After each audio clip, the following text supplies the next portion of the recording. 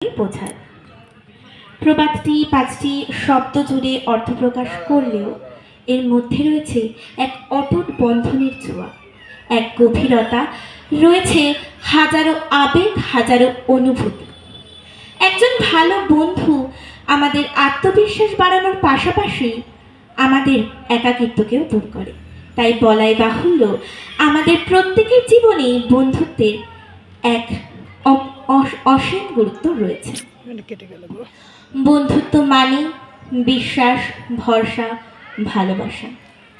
আমি মনে করি বন্ধুত্বের রয়েছে নানান নাম, রয়েছে ভিন্ন ভিন্ন বয়স, সেখানে রয়েছে মানবিকতার প্রকাশ, রয়েছে শুভময় চিন্তা ভাবনার প্রয়াস। বন্ধুত্ব একটি সমীকরণ, যে সমীকরণের দুই প্রান্তে দুটি নিষ্পাপ মন একে অপরকে ভালোবেসে, বিশ্বাস করে, ভরসা করে এগিয়ে চলেছে। আমরা মূলত আমাদের সহপাঠীদেরকে বন্ধু বলে মনে করি, তবে সব সহপাঠী কি বন্ধু হতে পারে? আমি মনে করি না। সবাই সহপাঠী হলেও বন্ধু সবাই হতে পারে না।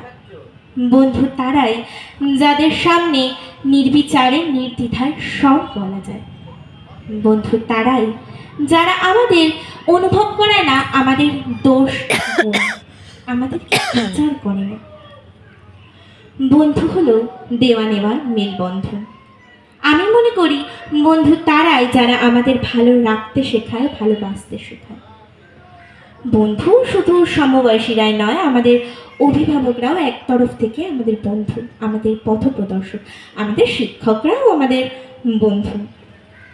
তাই বন্ধুদের জন্য কোনো বিশেষ একটি দিন নয়, বরং তাদের সাথে কাটানো প্রত্যেকটা মুহূর্তই আমাদের জীবনে স্মৃতিচিহ্ন হিসেবে সারা জীবন বয়ে যায়। তাই আমি আমার সকল বন্ধুদের উদ্দেশ্যে একটাই কথা বলবো, বন্ধু বিনে প্রাণ বাঁচে না। ধন্যবাদ।